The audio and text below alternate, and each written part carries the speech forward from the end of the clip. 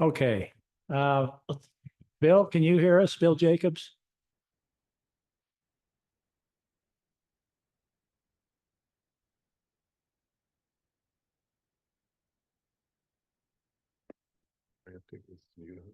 Well, let me open the meeting, then I'll send Bill. Bill, are you muted? He's muted. Oh,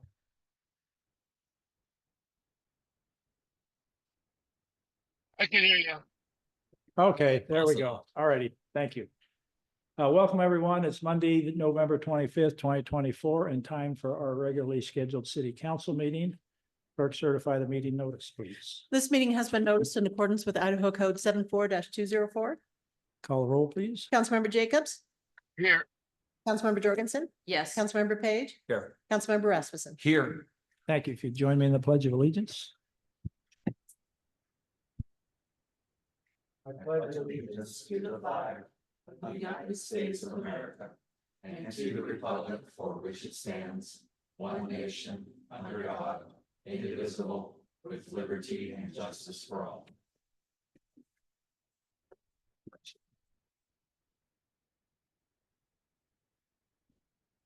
Item D is changes to the agenda. Seeing none, we'll move on to the consent agenda. Mr. Mayor, Yes, I move to approve the consent agenda as written. Second that. got a motion and a second to approve the consent agenda. Any discussion on the motion? Hearing none, will the clerk call the roll? Councilmember Jacobs?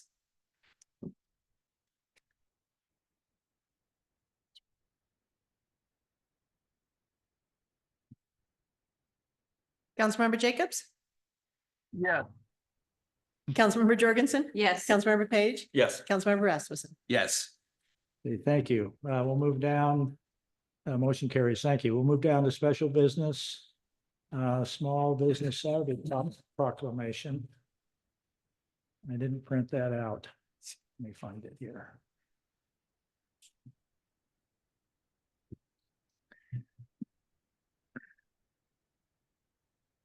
Whereas the government of Garden City, Idaho celebrates our local small businesses and the contributions they make to our local economy and community. And whereas according to the U.S. Small Business Administration, there are 34.7 million small businesses in the United States. Small businesses represent 99.7% of firms with paid employees. Small businesses are responsible for 61.1% of net new jobs created since 1995. And small businesses employ 45.9% of the employees in the private sector in the United States.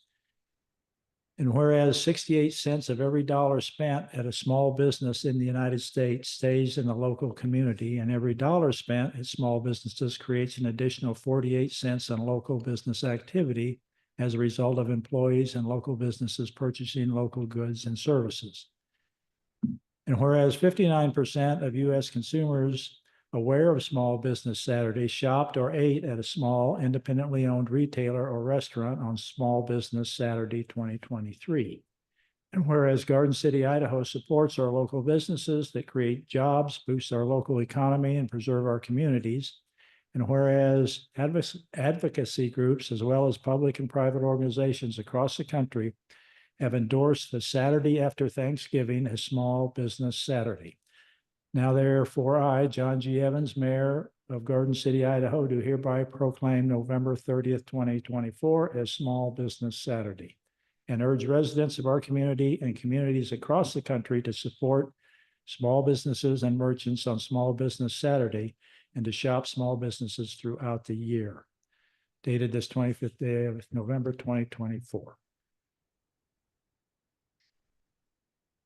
Okay, next item, item F2. These are our monthly staff reports. They're in the packet for your review. We'll move down to F3, Development Services Department notice, Council President Page. Mr. Mayor, may I poll the council? Yes. Council members, after reviewing the notice of decisions, does anyone wish to call out decisions as having significant adverse impact on the city? No. Not I. Not I. Okay, thank you. We'll move down to SUB FY 2021-0007. This is an extension request. Good evening, Mayor, members of the council. Tonight, we have an extension request that staff has requested be on special business rather than the consent agenda. And we also have a representative, Mr. Williams, in the audience that's available should you need to speak with him. The reason for this request being located where it is on the agenda is because we've had a code change regarding extensions. And when this application was originally approved, it was approved under previous code governing approvals, where at the time it was a 1-year approval and then extensions could be granted thereafter. Recently, the city has adopted new code regarding extensions that allows for a 2-year approval and then one 1-year extension. This would be the third extension request, getting it to a 4-year total approval. So outside of the current code's 3-year approval. Certainly, your city attorney could speak for himself, but I will try to paraphrase and he can step in if I misparaphrase.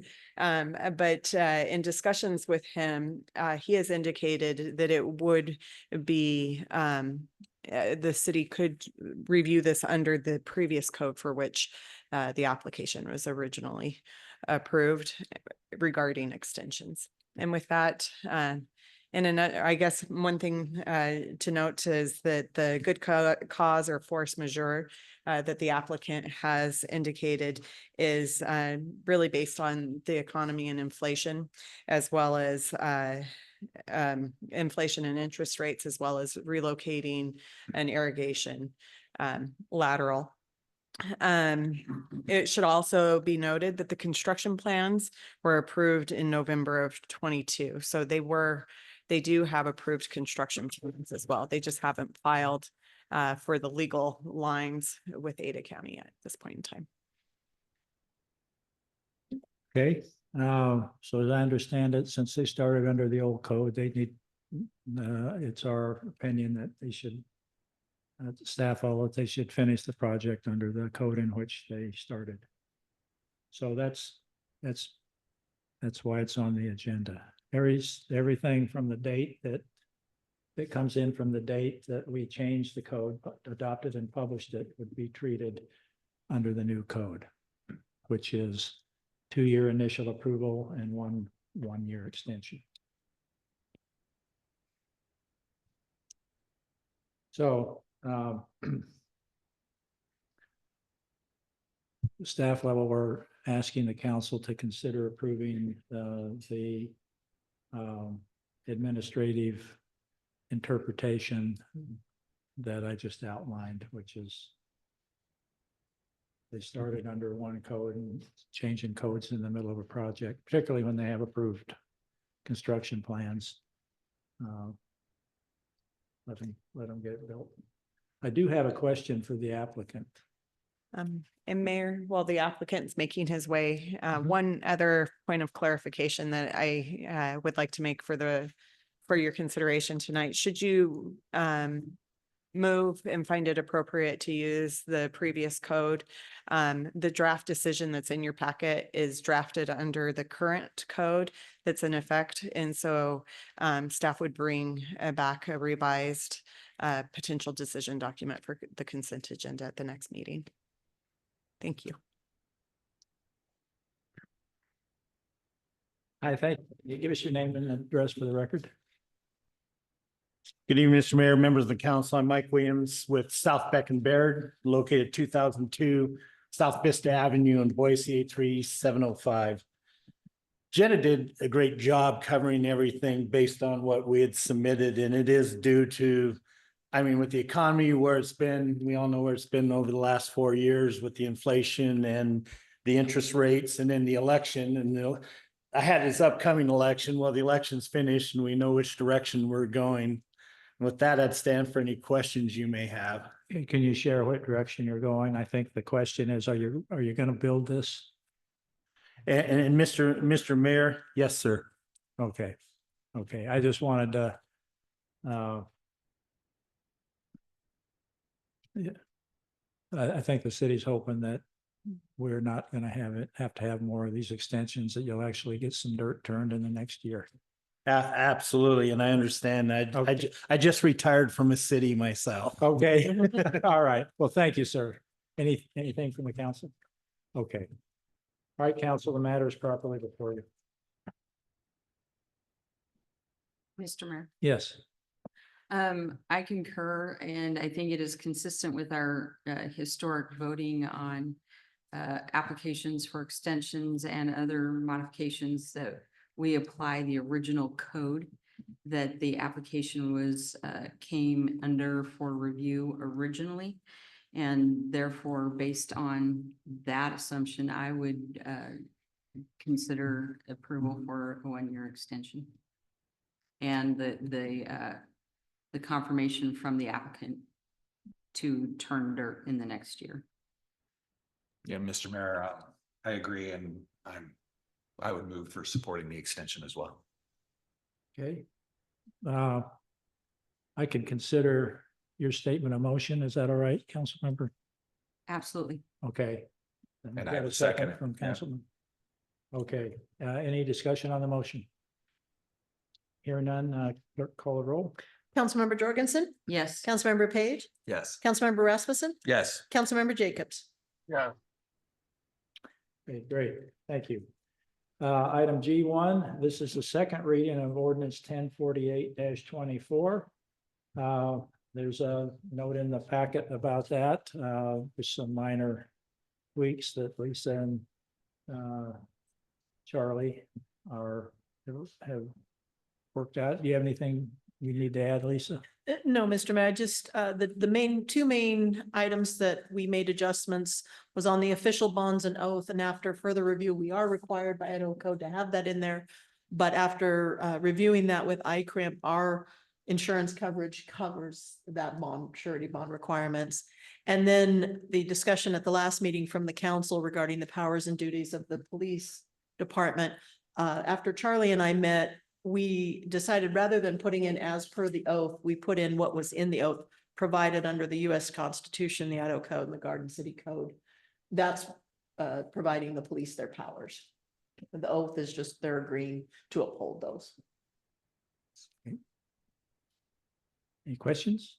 Okay, matter before us is a motion to read ordinance 1048-24 for the second reading. By By title. title only. I so move. Okay, I'll second that. got a motion and a second. Any discussion on the motion? Hearing none, clerk call roll. Councilmember Page, Yes. Councilmember Rasmussen, Yes. Councilmember Jacobs. Yeah.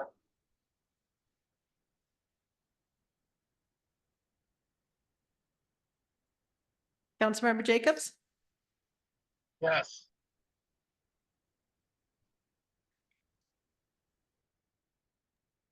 yes,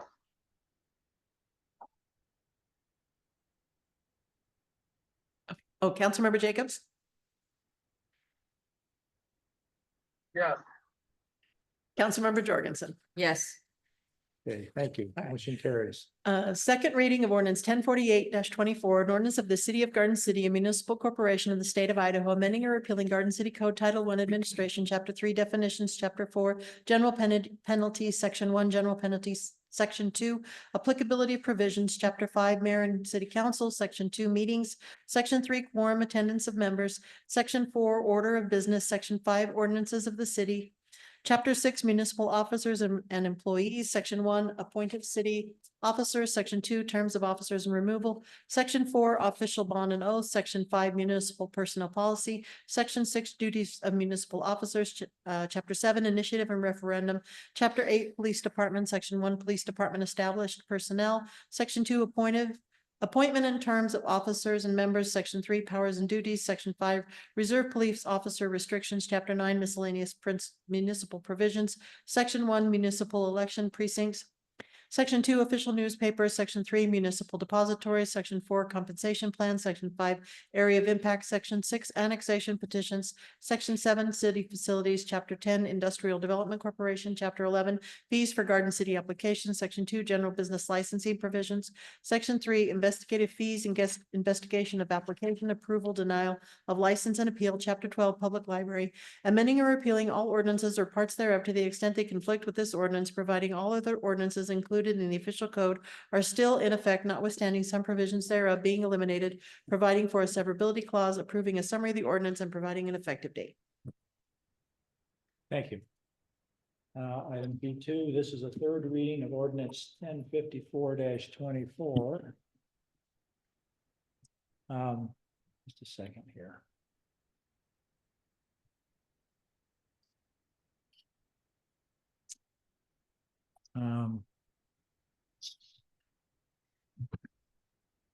We had a bit of a discussion about this at our last meeting. I'm throwing a surprise a little bit at my staff because I've been thinking about this.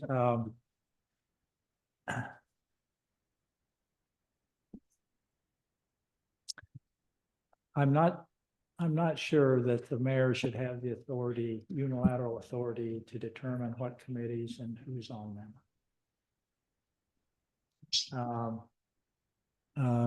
That I think could be appropriate for some things, but I'm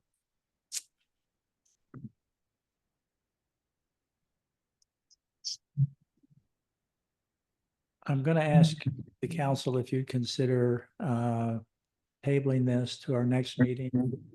Let me maybe visit with Council President Page about this a little more.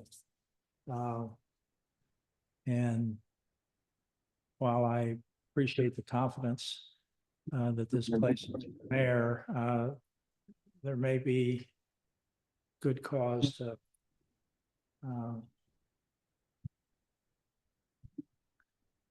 committees that have an official function that could impact a decision by the city council, may be one category, and committees that are advisory administratively to the mayor might be another kind of a committee. So I don't know, we're kind of lumping a lot of stuff here together. So if you'd allow me to do that, and then I'll pick James's brain a little bit on that. Does that work? Mr. Mayor, Yes. I move to postpone third reading of ordinance 1054-24 to a date certain of December 9th. I'll second. You got a motion and a second? Any discussion on the motion? Mr. Mayor, Yes. I did want to add a comment that I appreciate consideration. That actually was I was somewhat concerned about that language myself, so I appreciate your consideration and look forward to further clarification and potential options. Okay, I've got a motion and a second. Any further discussion? Okay, clerk call roll. Councilmember Rasmussen? Yes. Councilmember Jacobs?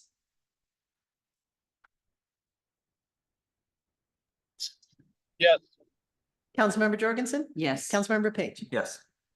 Great, thank you. Item G4, this is resolution 1190-24. This is to deal with surplus property. The items that are being surplused out and what the disposition of those may be is in the packet. Does council need any further discussion on that? Okay, what's the pleasure of council? Mr. Mayor, Yes. we'd move to approve resolution 1190-20. Second. Got a motion and a second to approve resolution 1190-24. Any discussion on the motion? Hearing none, the clerk call roll. Councilmember Jacobs?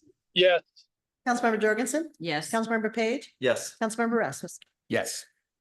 Thank you. We don't have any unfinished business. We do have one new business item. This falls in line with the protocol that we discussed at our last meeting. This is going to be an introduction to CPA FY 2024-6.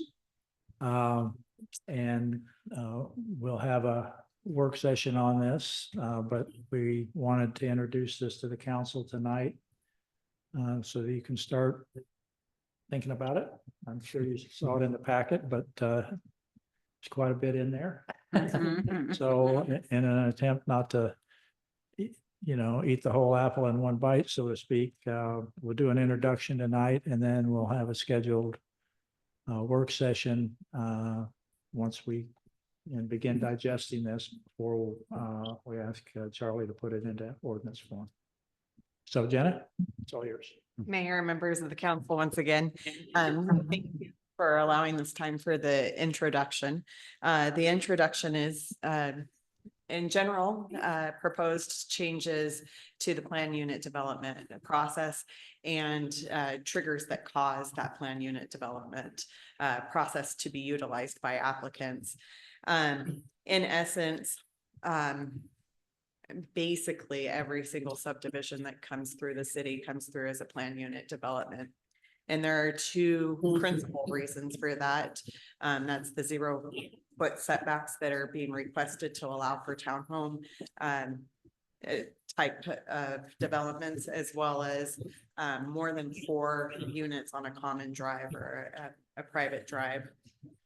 So those would be looked at in this ordinance should it continue to move forward.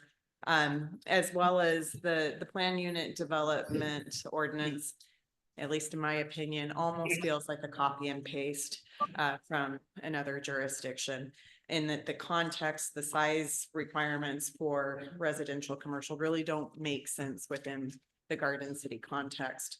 And lastly, we've seen the city really struggle with how to apply the different types of required housing. We've seen it be applied, but had to maybe work to come up with the interpretation on how to apply the different types of housings within a Garden City specific context, where it may be very difficult on a 100 by 300 lots to require cottages, apartments, and single family detached. And so the hope is to clean up some of those situations that we're seeing be clunky with our current code. Again, as the mayor had noted, tonight is intended just to be an introduction, that it's working its way to you. There's an additional work session that staff would like to have with you. If there's anything that you see in here, certainly needs some legal review to make sure that things are very objective and get in front of legal again before it would be turned into a format. But as we perfect getting codes through to you in the best possible way, the Planning and Zoning Commission kind of has started this introduction, and then they reach out to staff if they're going, this just doesn't make sense, or what about this, or what do you mean here? And then staff's able to get that into the draft before it comes to a work session. And so if you do see anything as you review this, please feel free to reach out directly to staff to let us know that we need to address something. And with that, I stand for any questions. So council, as I was looking at this, certainly we've all noticed, I'm sure, how many waiver requests we get. And a waiver, administratively, in my opinion, a waiver should be the exception and not the rule, and have some pretty Branch reported ahead on CA 210 East at have some a waiver should be the exception and not the rule, and certainly have some specific qualifying criteria. So some of the common things we dealt with, as you noticed as you went through the draft, I'm sure we have attached units regularly, and so we're waiving setbacks. Well, we can codify that in the PUD ordinance. because we don't deny anything. We know we're gonna have attached units, so. But the goal here is that we get the what about questions, any of them we can get before the work session, so we can be prepared to help address those. So as you go through this, there's going to be what about questions, or what does that mean questions. And perhaps through this process, between Jenna and Charlie, we can actually come up with some definitions that get this as objective as you can. We're never going to get one of these that's 100% objective. There's going to be a subjective component, but so anyway, we've all got a little bit of a homework assignment between now and hopefully a few days at least before the 9th.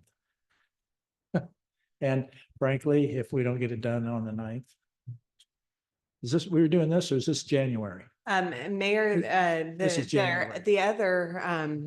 we have another work session on the buffers on the 9th. And so Okay. this would be in January. Yeah, this one will be in January. Sorry. So you got a little extra time. Mhm. But think about the buffers then between the 25th.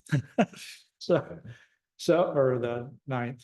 So anyway, if there are any preliminary questions after looking at the packet, feel free to ask those now. There are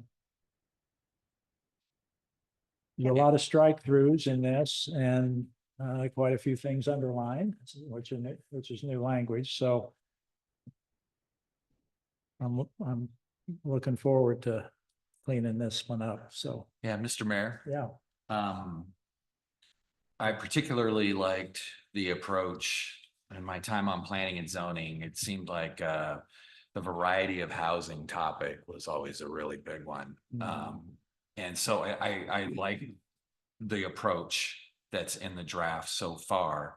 Jen, I did have one question that's on page of the packet 84. Under BA, so the first stipulation under variety of housing basically says there are a variety of floor plans that facilitate different user needs. There shall be no more than 25% of the site dedicated to a particular floor plan. So I'm just curious, why 25 versus 40 or 60 or 20 or on that one? The other one, I got my head wrapped around B, but A, I'm curious about the thoughts around that. Mayor, Councilmember Rasmussen, the reason, so to back up, one of the things that staff has heard is that variety of housing, if it's desirable for the city, just require it. And so staff kind of just put a pencil mark when there's a development of a certain size that perhaps a certain percentage then would need to have a different floor plan.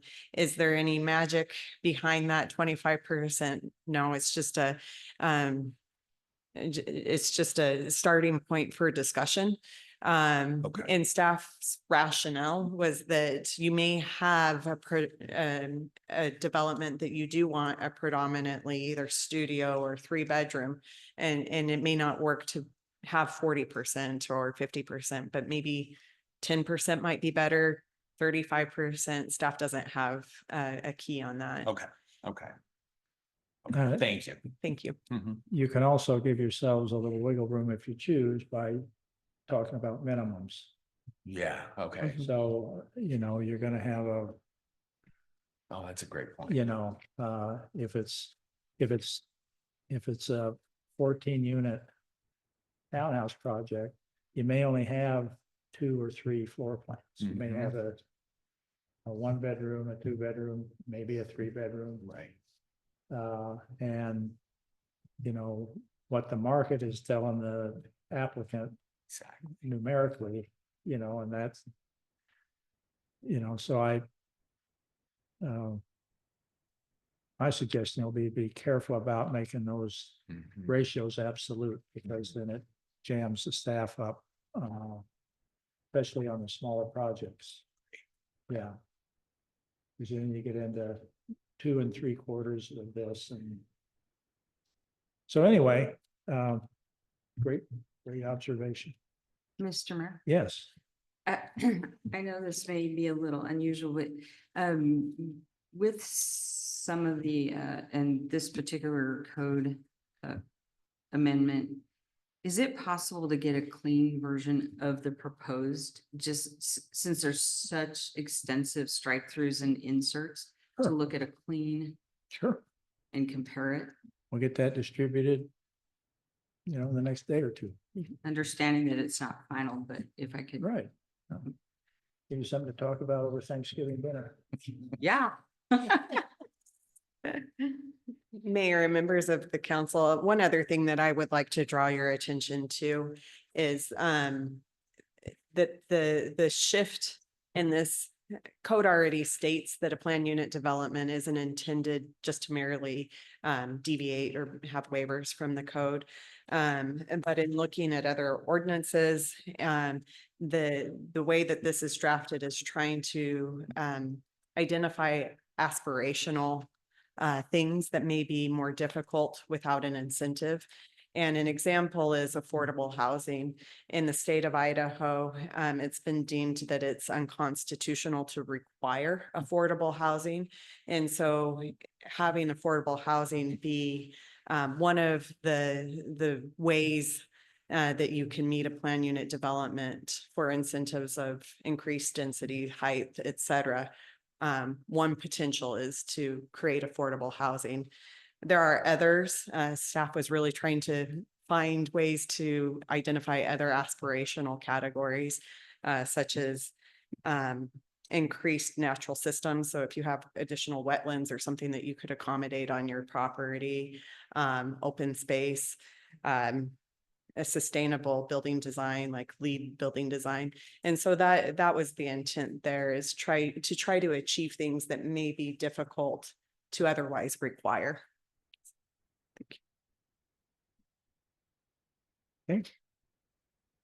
Go. Director Sarmore, this is an odd, do we have any applications or buildings that are LEED certified in the city? Mayor, Councilmember Jorgensen, I am trying to think of any. I know 15, 20 years ago, it was a more popular thing to do. I can name some in the city of Boise, which I'm ashamed to admit, but I don't know that I can recall any going through the LEED certification That's process. quite aspirational. Yeah, it's interesting.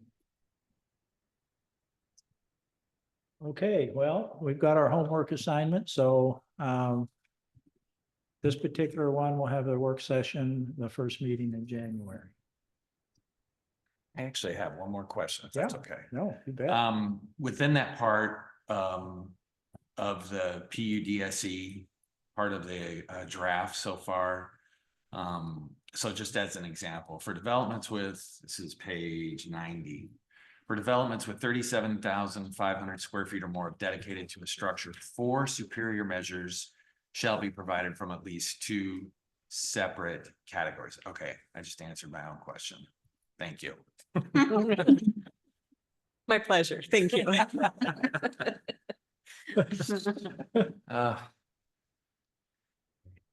Well, we're laughing about that, but it points out you got to sit down and kind Yeah.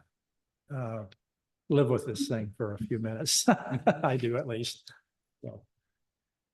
Okay. Thank you. Thank you, Jenna.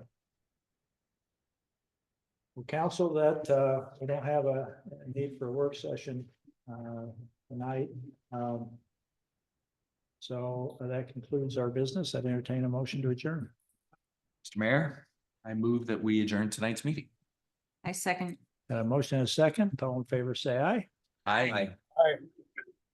Thank you. We stand adjourned. Have a good Thanksgiving. Thank you, Bill, for You too, joining Bill. us. Happy Thanksgiving. Yep, see you in a couple weeks. Okay,